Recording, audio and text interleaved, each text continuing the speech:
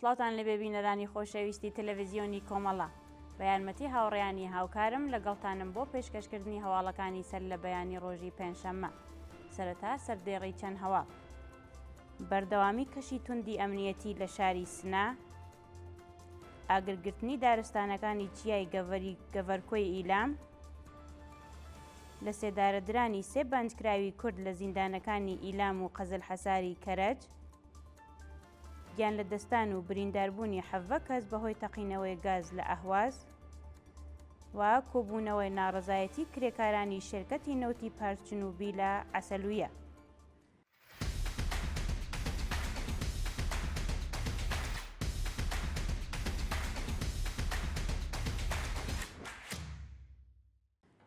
بەردەوامی کەشی توندی ئەمنیەتی لە شاری سنا بەپێی هەواڵی گەیشت و ڕژیمی کۆماری ئیسلامی بە مەبەستی ڕێگریکردن لە دەستپێکردنەوەی ڕاپەڕینی خەڵک لە شاری سنا هێزێکی زۆری سەرکوتی لەو شارە جێگیر کردووە.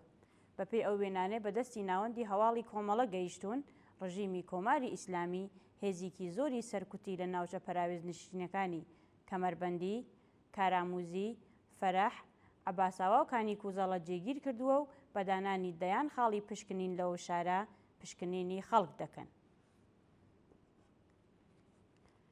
مەترسی لەسەر گیانی سۆران ڕەحیمی لە زیندانی نەغەدە.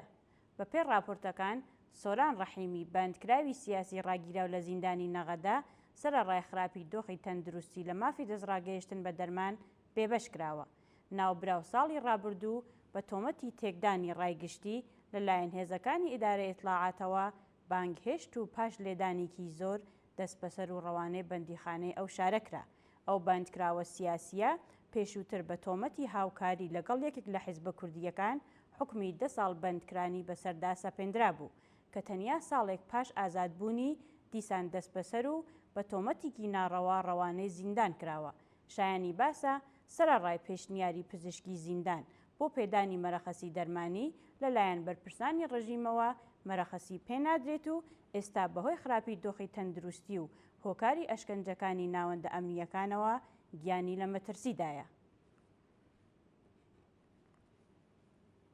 ئاگرگرتنی دارستانەکانی چیای کەفرگۆی ئیلام. ڕۆژی چوارشەممە 26 خەرمانان دارستانەکانی جیای کەفرگۆی ئیلام بە هۆکارێکی نادیار ئاگری گرتووە و هێشتا سەرەڕای هەوڵی خەڵکی ژینگە دۆستی ناوچەکە نەکوژراوەتەوە. بەپێی راپۆرتەکان، خەڵکی ژینگە دۆستی ئەو ناوچەیە سەرەڕای نەبوونی پێداویستیە تایبەتەکان بۆ کوژاندنەوەی ئاگر لە هەوڵی کوژاندنەوەی ئاگرەکەدان و گیانیان لە مەترسیدایە. ژینگە پارێزانی ئەو پارێزگایە داوا لە خەڵکی کوردستان و ژینگە پارێزان دەکەن بەهانایانەوە بچن. شایانی باسە مەترسی گەیشتنی ئاگرەکە بە ناوچەکە نیشتەجێبوونی هاوڵاتیان هەیە و ژیانی خەڵک لە مەترسیدایە.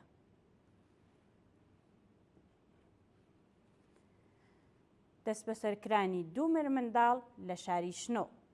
ڕۆژی ڕابردوو دوو منداڵی خەڵکی شاری شنۆ بە هێرشی هێزە ئەمنیەکانی ڕژیمی کۆماری ئیسلامی بۆ سەرماڵەکانیان دەست بەسەر و ڕەوانەی گورتوخانەکانی ئەو ناوەندە کراون.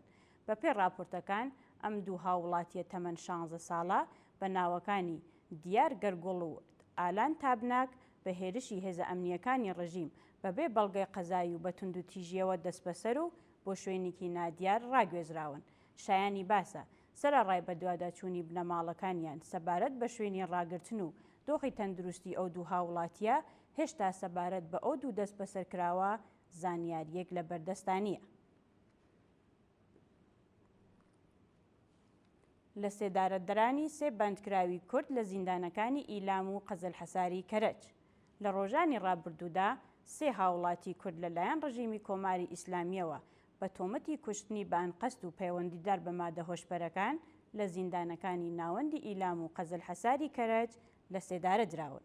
بەپێی راپۆرتی ڕێکخراوەکانی مافی مرۆڤ، ئەم سێ هاوڵاتیە بە ناوەکانی مەجید سلێمانی، مەجید حسەینی و ئەحمەد حەقی لە ساڵانی ڕابردوودا بە تۆمەتی کوشتنی بە ئەنقەست و پەیوەندیدار بە مادە هۆشبەرەکان لەلایەن دەستگای قەزای ڕژیمەوە حکمی سێدارەیان بەسەردا سەپێنرا بوو.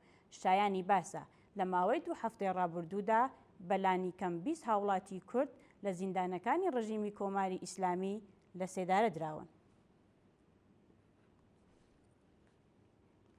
کۆبوونەوەی ناڕەزایەتی شۆفێرانی تاکسی لە چابەهار. ڕۆژی چوارشەممە 26 خەرمانان کۆمەڵێ لە شۆفێرانی تاکسی خەڵکی شاری چابەهار دژ بە پێنەدانی پشکی سوتەمەنیەکانیان کۆبوونەوە و ناڕەزایەتیان دەربڕی. بەشداربووانی کۆبوونەوەکە ئاماژە بەوە دەکەن کە بەهۆی بڕانی پشکی سوتەمەنی خاوەن تاکسیەکان لە ئێران گوشارێکی زۆری ئابووری خراوەتە سەر شۆفێران و دۆخی ژیانیان لە خراپیدایە.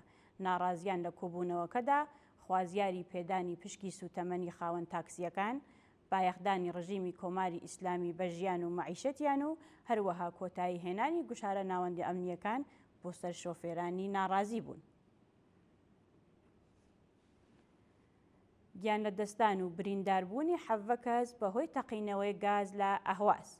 ڕۆژی چوارشەممە 26 خەرمانان بەهۆی تەقینەوەی گاز لە شاری ئەهواز سەر بە پارێزگای خوزستان 6 هاوڵاتی گیانیان لە دەستا و 11 کەسی دیکە بە سەختی بریندار بوون. بەپێی راپۆرتەکان لە نێو قوربانیانی ئەم ڕووداوەدا 3 منداڵ و ژنێک بوونیان هەیە و هێشتا هۆکاری تەقینەوەکە لەلایەن بەرپرسانی پەیوەندیدارەوە ڕوون نەکراوەتەوە. بە وتەی ناوەندە تەندروستیەکانی ئەو شارە دۆخی تەندروستی هەندێک لە بریندارانی ئەو ڕووداوە لە خراپیدایە و ئەگەری گیانە دەستانیان لە ئارادایە. شایانی باسە ساڵانە بەهۆی کەمتەرخەمبی بەرپرسان و بایەخنەدانی ڕژیم بە ژیان و گیانی هاوڵاتیان کۆمەڵێکی زۆر لە هاوڵاتیان گیانیان لەدەست ئەدەن یان بە سەختی بریندار و کەم ئەندام ئەبن. دوایین هەواڵمان سەبارەتە بە کۆبوونەوەی ناڕەزایەتی کرێکارانی شێرکەتی نەوتی پارس جنوبی لە عەسەلویە. ڕۆژی چوارشەممە 26 خەرمانان کۆمەڵێک لە کرێکارانی شێرکەتی نەوتی پارس جنوبی لە عەسەلویە بەهۆی وەدینە هاتنی داخوازیەکانیان کۆبوونەوە.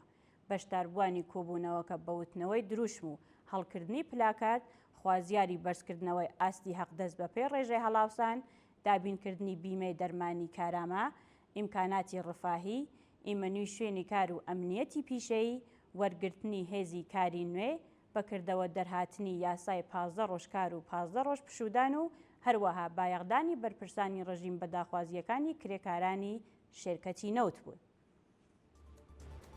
بینەرانی عەزیز و خۆشەویست، هەواڵەکانتان پێشکەش کرا. هەر شاد بژین.